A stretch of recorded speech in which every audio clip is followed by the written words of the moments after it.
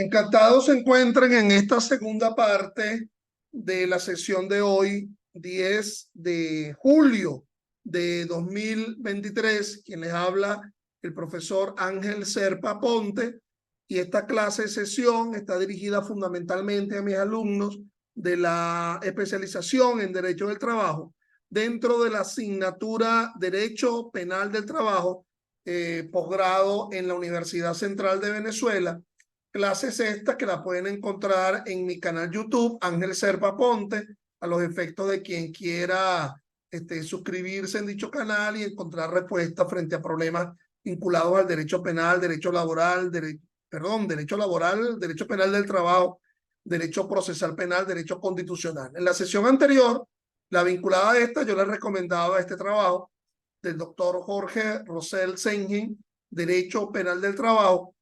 Hacíamos un hincapié al tema de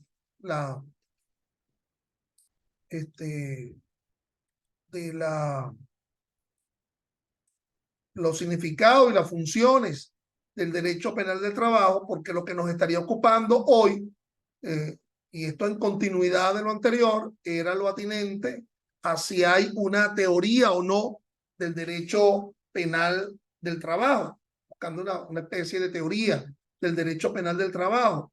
Y entonces, bueno, en la sesión anterior habíamos abordado lo respectivo y nos encontramos en la continuidad de ese razonamiento. Y decíamos que habían principios del derecho penal que tendrían que, frente al caso en concreto, ser conjugados, ser analizados, concatenados con los principios del derecho laboral, que se encuentran, bueno, fundamentalmente en la parte inicial de la Ley Orgánica del Trabajo, pero también a partir de los artículos 87 y siguientes de la propia Constitución. Un tema interesante es si lo que se afecta son bienes jurídicos penales individuales, intermedios o supraindividuales. Es decir, el concepto de quién sería el afectado en ocasión de delitos en esa relación de derecho penal y derecho del trabajo. Porque si nos salimos del propio concepto de víctima de una forma individual, es decir, quien ha sido lesionado en una actividad laboral por no haberse respetado condiciones o medio ambiente del trabajo, o quien ha sido lesionado en el ámbito del acoso laboral o del propio acoso sexual, o el tema de la ausencia de reintegro del trabajador a partir de decisiones que hayan sido adoptadas. Aquí trascendemos un tanto el hecho de la de la víctima como individuo en sentido global, sino hacia una noción, digamos, externa del concepto de víctima, el tema de la administración de justicia, el tema de la posición de garante del poder público frente a relaciones laborales, que hace ubicar este derecho como un derecho dentro del ámbito de lo que se denominan delitos contra el orden socioeconómico en sentido global. Es decir, ya no es solamente el respeto de la afectación individual del trabajador o del patrono en un sentido global, sino asumir el derecho social como un derecho de necesaria y extrema protección pública, que ya no solamente se debate en el ámbito de los reclamos de pretensión en un proceso, pues, sino que obviamente ello implica un mayor tino, una mayor consideración. Entonces, evidentemente nos encontramos con bienes jurídicos que salen de lo individual y que se vuelven derechos intermedios y supraindividuales, inclusive, ¿por qué no decirlo? En muchos casos, hasta intereses difusos y colectivos que, a partir de lo que establece el artículo 26 de la Constitución, requieren un resguardo, digamos, colectivo, o inclusive hasta se le atribuye a la propia Sala Constitucional en función de lo que establece la Ley Orgánica del Tribunal Supremo de Justicia, dentro de las atribuciones de la Sala Constitucional, el conocimiento de cuando se trata de la afectación de intereses difusos y colectivos, como lo establece el artículo 26 de la propia Constitución. El otro punto importante es asumir de si se tratara de delitos de peligro o delitos de lesión.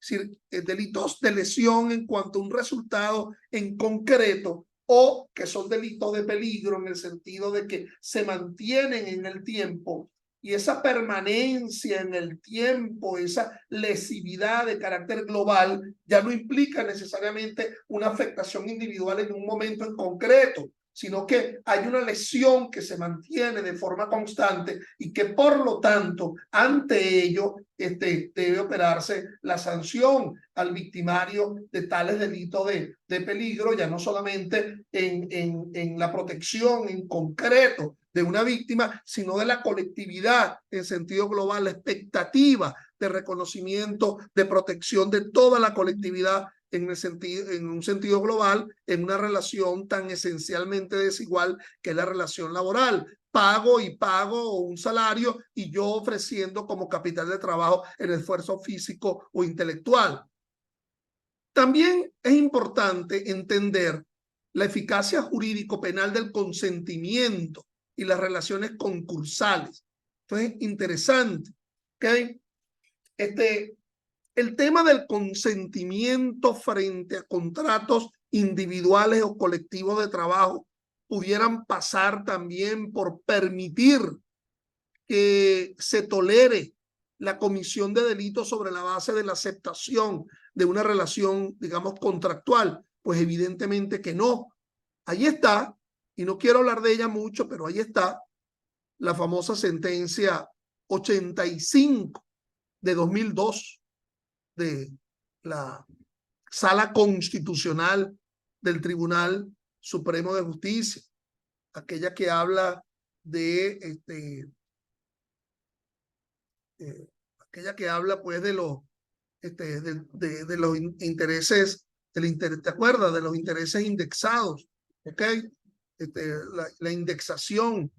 Entonces, en esa sentencia vamos a tratar de ubicar un tanto la lámina, ¿ok? La lámina que ubica lo que yo quería mostrarles a ustedes. En el caso Aso Pro Videlara, ¿verdad? Interesante ello. Vamos a ver. Ok. Aquí está. Déjame ubicarla. Déjame presentársela a ustedes. A lo mejor muchos de ustedes la han leído, pues. Un segundo, por favor. Se me perdió acá la reunión donde yo estoy. Aquí estoy perfecto. Entonces, fíjate lo que dice esa sentencia. Esa es una crítica que se hacía frente al anatocismo, el tema de los intereses usurarios, la famosa sentencia Soprovi de Lara, la 85 de la Sala Constitucional, el 24 de enero del 02. Disculpen por la lectura tan extensa del obiter dictum. Que una persona sea capaz no significa que su consentimiento siempre pueda ser manifestado libremente, independientemente de los vicios clásicos del consentimiento, error, dolo o violencia. Algunas leyes tienen disposiciones que persiguen que las personas expresen su voluntad con pleno conocimiento de causa o alertados sobre aspectos del negocio. Que el derecho se adapta a la realidad social, ya que un derecho divorciado de la realidad antroposociológica es lesivo.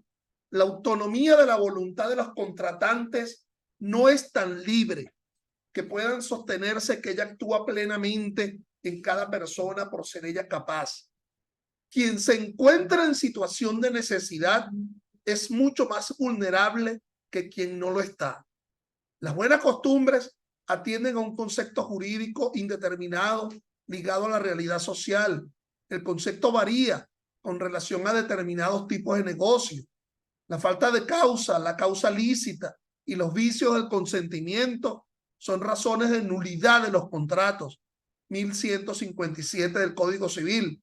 Se puede pedir un efecto general que beneficie a toda la colectividad, como sería la prohibición de cierto tipo de cláusulas con relación a contratos tipos de aplicación masiva.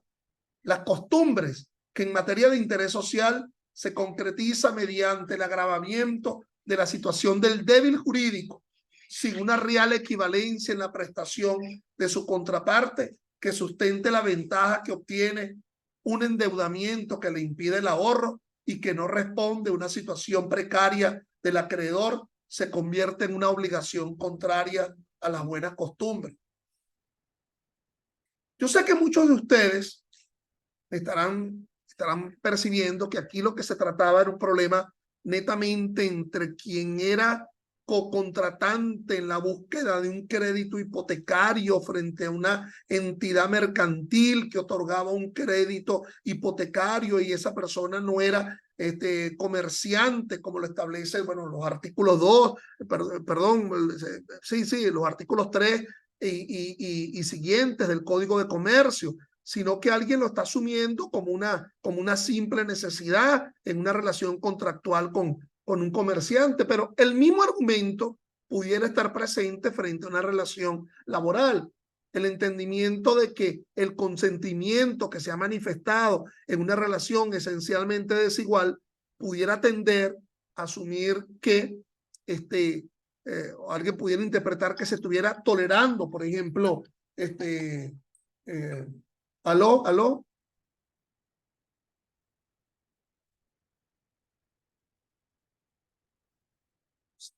Sí, transcribieron una cosa. Por eso hay que apelar ante la sala constitucional. ¿Oíste? A ver si me pongo en eso. ¿Oíste? Sí. Sí, un corte y pega, correcto. Eso fue. Sí, exactamente lo mismo. Lo que estamos denunciando lo volvieron a realizar. Lo volvieron a hacer. Mira, te tengo que dejar porque estoy ahorita en una clase, pero yo me voy a poner en eso, ¿oíste? Ok, bueno. Disculpen ustedes. Cuando no estoy en una audiencia me están llamando.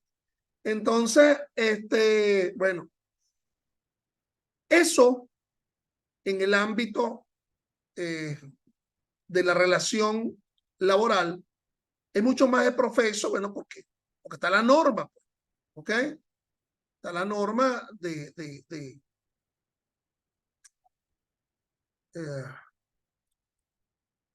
del indubio pro reo. Ahora bien, fíjense que la Constitución es clara en su artículo 30. El Estado tendrá la obligación de indemnizar integralmente a la víctima de violaciones de los derechos humanos que le sean imputables o a sus derechohabientes, incluido el pago de daños y perjuicios. El Estado adoptará las medidas legislativas y de otra naturaleza para hacer efectivas las indemnizaciones establecidas en este artículo. El Estado protegerá a la víctima de delitos comunes y procurará que los culpables reparen los daños causados. Esta norma no es más que la expresión constitucional de lo que se ha venido denominando como el jus puniendi, el llamado derecho a la sanción, ¿okay? Llamado jus puniendi, derecho a la sanción. Entonces, fíjense que no hacen mayores distinciones frente al tema de delitos comunes, si es de origen laboral o si es de origen mercantil, o si son hechos de sangre, o si es de irrespeto a la igualdad de género, o de irrespeto a la integridad del menor. Es un tema de sanción y resarción, lo que se busca. ¿Okay? Sanción y resarción como finalidad del poder público frente a la comisión de delitos comunes, entre los cuales pueden estar los delitos laborales. Entonces, ese artículo 30 sería interesante, dado su origen constitucional, que lo analizáramos en función de toda la retahíla de delitos que se verifican a partir de delitos no de derechos y garantías que se establecen a partir del artículo 87 de nuestra Constitución. ¿Ok? Sobre todo a partir de la segunda frase del 87. Es fin del Estado fomentar el empleo. Con lo cual, obviamente, ya dejamos aquella concepción del derecho al trabajo como un derecho de reconocimiento y sí como un derecho de promoción. Un derecho de reconocimiento en el ámbito de las llamadas constituciones liberales burguesas y la circunstancia de que sea un derecho de promoción es porque el Estado, bueno, pues debe asumir un paso adelante. ¿Ok? La ley adoptará medidas tendentes a garantizar el ejercicio de los derechos laborales no dependientes. La libertad de trabajo no será sometida a otras restricciones que las que la ley establezca. Por lo tanto, dentro del ámbito de las libertades que deben ser protegidas, inclusive por el derecho penal, no solamente está la libertad ambulatoria de desplazamiento, no solamente estaría la llamada libertad sexual, sino que también estaría el tema de la llamada libertad laboral. ¿Ok? La libertad de trabajo no será sometida a otras restricciones que la ley establezca. Todo patrono garantizará a sus trabajadores y trabajadoras condiciones de seguridad, higiene y ambiente de trabajo adecuados. El Estado adoptará medidas y creará instituciones que permitan el control y promoción de estas condiciones. El Estado garantizará la igualdad y equidad de hombres y mujeres en el ejercicio del derecho al trabajo. El Estado reconocerá el trabajo del hogar como actividad económica que crea valor agregado. Entonces, fíjense que aquí se está incorporando dentro del ámbito de la igualdad laboral también una igualdad de género en el ejercicio de los derechos del trabajo. Y aquí viene la famosa norma del artículo 89. El trabajo es un hecho social y gozará de la protección del Estado. La ley dispondrá lo necesario para mejorar las condiciones materiales e intelectuales de los trabajadores.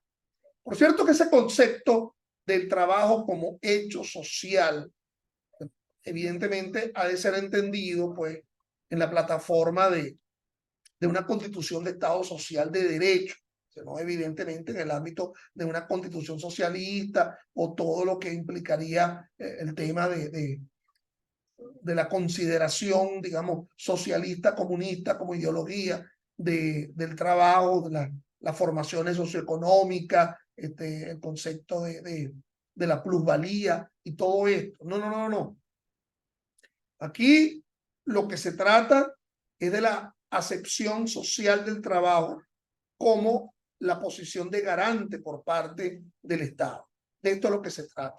Y que por lo tanto, tanto en el ámbito legislativo, en la creación de normas laborales, como en el ámbito procedimental, la creación de procedimientos y de normas adjetivas, y en el ámbito del desarrollo de lo administrativo laboral, bueno, el Estado ha de incluir como una especie de nuevo peso, de nueva balanza, ¿ok? Para tratar de hacer igual una relación que es esencialmente desigual, pero quedándonos en el ámbito de lo laboral estrictamente. Ninguna ley, y empieza el elenco del artículo 89, podrá establecer disposiciones que alteren la intangibilidad y progresividad de los derechos y beneficios laborales. Y la famosa frase, en las relaciones laborales prevalece la realidad sobre las formas o apariencias. Entonces, el tema de la intangibilidad y progresividad es un tema también de interpretación. En la medida que con el tiempo se adopten interpretaciones, han de ser interpretaciones que en su cambio más bien mejoren y que no desmejoren. El llamado concepto de bola de nieve, la bola de nieve que va cayendo por la ladera y que en la medida que va cayendo va ensanchándose, va ingresando su tamaño, su protección.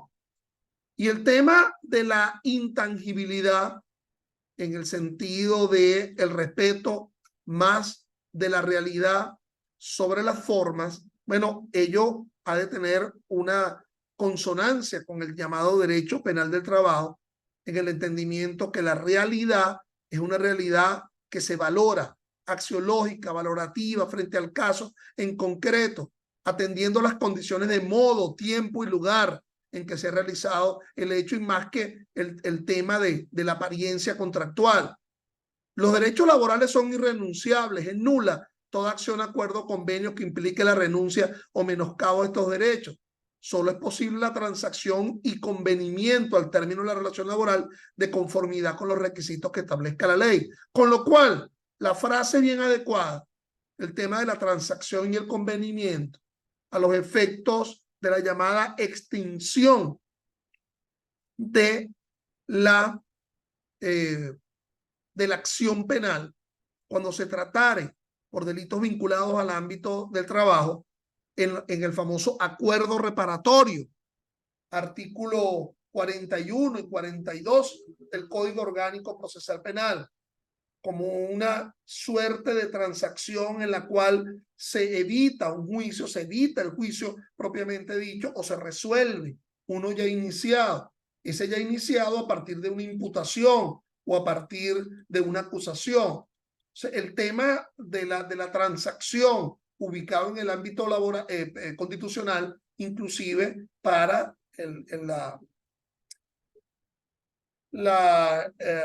el acuerdo reparatorio. El numeral tercero con su famoso indubio pro operario del 89. Cuando hubiera dudas acerca de la aplicación o concurrencia de varias normas o en la interpretación de una determinada norma, se aplicará la más favorable al trabajador o trabajadora. Pero fíjense que esa aplicación no puede ser en detrimento del propio encabezado del artículo 89, cuando habla del trabajo como hecho social. Es decir, que la interpretación de la norma en el sentido de una interpretación dentro de la relación laboral y que por lo tanto mal se pudiera asumir en un caso de derecho penal del trabajo, asumir una interpretación que sea mucho más favorable al trabajador por una extrapolación del artículo 10 de la Ley Procesal del Trabajo a sustituir el artículo 22 del COP que establece el principio de la valoración por la sana crítica, atendiendo lógica, experiencia y ciencia, sin ser sustituida por la manera de apreciar la prueba laboral en típicas relaciones laborales. 4. Toda medida o acto del patrono contrario a esta Constitución es nulo y no genera efecto alguno. Entonces, la nulidad de las disposiciones o actuaciones por parte del patrono en el ámbito de relación laboral, pero fíjate que uno pudiera preguntarse, ¿y qué pasaría con toda medida o acto del trabajador contrario a esta Constitución en el ámbito de una relación laboral? Entonces, bueno, obviamente que ello se visualiza a partir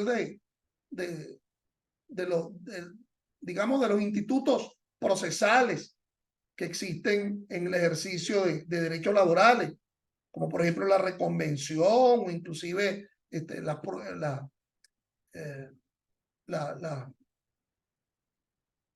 las cuestiones prejudiciales, ya si acudimos al ámbito del juicio propiamente dicho.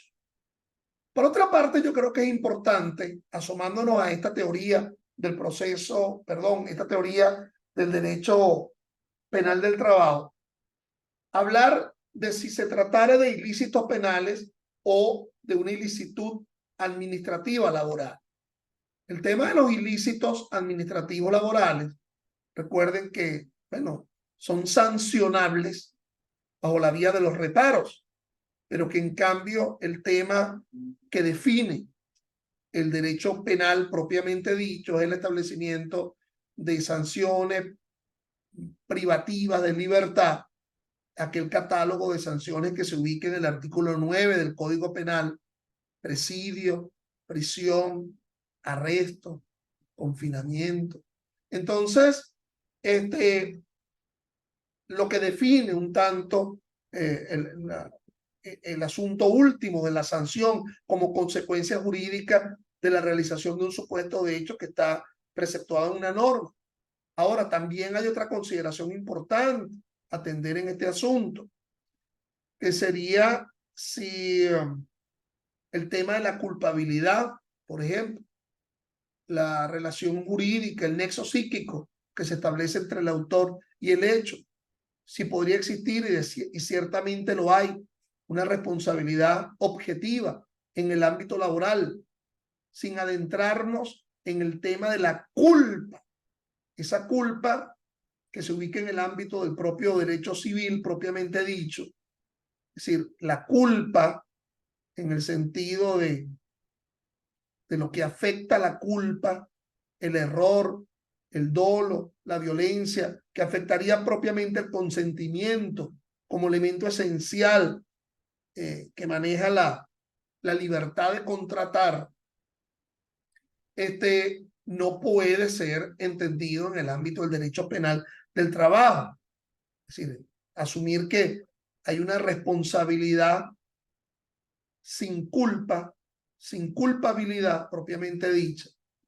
La culpabilidad como nexo psíquico que se establece entre el autor y el hecho y que se suele dividir entre dolo y culpa, bueno, sería aceptar la ausencia de voluntad o de conciencia como elemento para la determinación de la responsabilidad penal. Cogitationem nemum partitur es, los pensamientos no delinquen, que por lo tanto ser responsable por hacer queriendo, pero y no ser responsable por querer sin hacer. Entonces, bueno,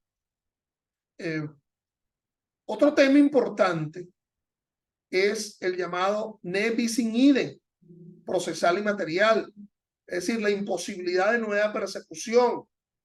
Recordemos que el no bis in idem o el nes bis in idem, que está descrito en el 89, perdón, en el 49.7 de la Constitución, cuando se habla de la cosa juzgada, la res judicata, y el principal efecto de la res judicata es la imposibilidad de nueva persecución.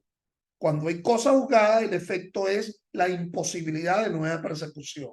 Pero nos podremos encontrar en una hipótesis de imposibilidad de nueva persecución sin que todavía haya cosa juzgada. Imaginémonos un tema de discapacidad psiquiátrica de alguien en la cual no se puede, esa persona no sabe sobre lo que versa el proceso, bueno, porque se encuentra con una incapacidad, digamos, mental, 130 del Código Orgánico Procesal Penal. La nulidad de elementos para imputar a alguien, pero que todavía no hay una sentencia definitivamente firme, ni condenatoria ni absolutoria, pero existe la nulidad de elementos. Eso conduce a una imposibilidad de nueva persecución. En el ámbito del derecho procesal penal, el archivo fiscal, se archiva una causa porque se sabe de la existencia de una prueba, pero esa prueba no se tiene en este momento, pero se sabe de su existencia. Entonces, mientras pudiera aparecer esa prueba, nos encontramos con un problema de detente, de suspensión. Claro que aquí guarda un papel fundamental el hecho de que las acciones laborales prescriben en un tiempo mucho más breve, mucho más célere de lo que prescribirían la acción penal.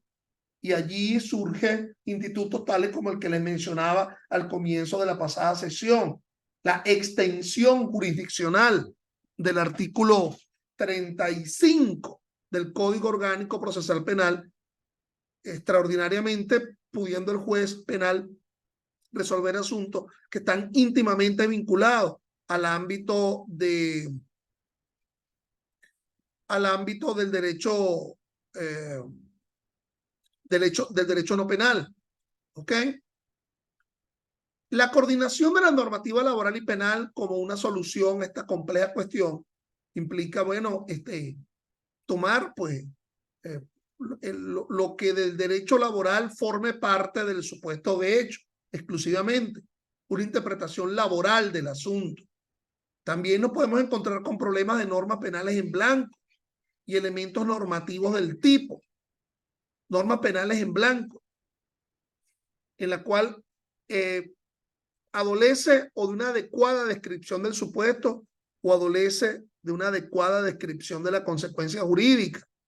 Pero también lo podemos encontrar con el llamado delito imposible, en el sentido de que francamente ese delito no se puede realizar. O sea, el reintegro de un trabajador es imposible en el ámbito de que esa persona que está siendo reintegrada asume es una relación mercantil con respecto a quien lo ha eyectado del cargo, digamos de alguna forma. Es decir, aquí nos encontramos más que un problema de derecho societario, a partir de la cual, bueno, se compran unas acciones y ya no es solamente un problema de alguien que está siendo no reintegrado, sino que nos encontramos por una típica relación de contenido mercantil, ¿ok? O imaginémonos una relación de contenido parental. Hay otro tipo de contrato. Eres trabajadora, pero a la vez eres esposa o esposa. Entonces, es decir, el elemento normativo ha de estar presente en su descripción per se, ubicado en el ámbito del propio derecho en que se halla. Hay conceptos jurídicos penales que obviamente surgen es de un neto contenido laboral. El concepto de trabajador, el concepto de patrono, el concepto de empleador. Bueno, cómo se ubica en el ámbito del derecho laboral, pero ello no exime que pueda haber una interpretación, digamos, axiológica, una valoración frente al caso en concreto por parte del derecho penal. La normativa extrapenal, sin normas distintas al propio Código Penal, específicamente con el tema del ordenamiento jurídico laboral, bueno, hace entender que hay pautas de autonomía dentro del derecho penal. Mal se podría hablar que el mismo ámbito de la prescripción penal sea el de la prescripción laboral, que haya una prescripción ordinaria que nace a partir del momento de la comisión del hecho y que a partir de allí surge una prescripción extraordinaria o judicial en el ámbito laboral, habiendo solamente un tipo de prescripción. Por otra parte, bueno, la noción, ¿verdad?, de atenuantes o agravantes, tomar el término medio de una pena, pues no puede ser entendido en la noción de el término medio de un haber laboral, ¿verdad? Suponiendo que se quería extrapolar el ámbito del derecho penal al derecho laboral. Claro que en el mundo del derecho penal se abomina la costumbre como fuente del derecho, ¿okay? Y se acepta la analogía siempre que sea in bonam parte, a favor de el procesado. La analogía, es decir, cuando el legislador sí deriva consecuencias jurídicas similares supuestos que en otro caso no lo explicita en su propia norma. Y entonces la interpretación, bueno, la interpretación que sea mucho más favorable a el procesado. El tema de la autoría y participación guarda un papel fundamental, porque puede haber una relación de igualdad en el ámbito laboral. A igual trabajo, igual salario. Como una manera de determinar equiparaciones en el desempeño laboral. Pero ya a lo mejor no es esencialmente similar en el concepto de coautoría en el ámbito penal. So, bueno, el concepto de empleador, bueno, como responsable por una discapacidad total o permanente en el ámbito del derecho del trabajo. Sí, pero hay relaciones de empleador que son mucho más cercanas al ámbito de lo que ha generado la discapacidad. Entonces, bueno, hay una relación de cercanía que está ubicado en la propia estructura de asignación de funciones en el ámbito de o contratos colectivos de trabajo o contratos individuales de trabajo o el famoso tabulador como una estructura de cargos que está apegado al ámbito del contrato colectivo del trabajo. Entonces, asumir el concepto de coautoría o el concepto de participación, de instigación o de determinador, también vinculado al propio tipo de relación laboral, ¿ok? En función del tiempo, en función de la asignación de funciones o muchos otros factores. Esa sería una variable importante. Finalmente, nos encontramos con el tema de la famosa expresión del viejo derecho romano. Societas delinquere in no potest. La irresponsabilidad penal de las personas jurídicas. Bueno, aquí cuando se habla, por ejemplo, excepcionalmente, la circunstancia de la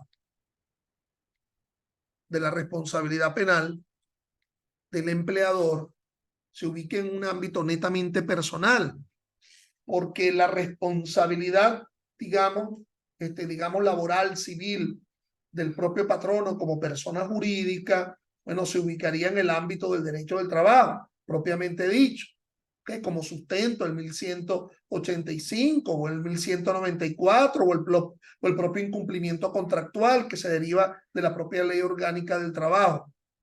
Pero ello no equivale a asumir la idea de que hay sanciones penales en el sentido de la adopción de culpabilidad, de conciencia y voluntad frente a esa entelequia que se llama la persona jurídica. O por lo menos ello tiene que morigerarse, ¿okay? En el ámbito del derecho, de ese derecho penal del trabajo.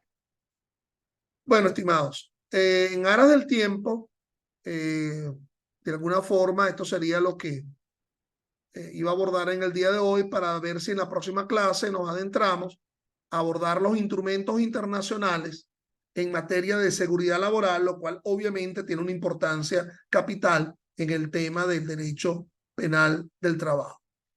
Hasta la próxima semana. Gracias.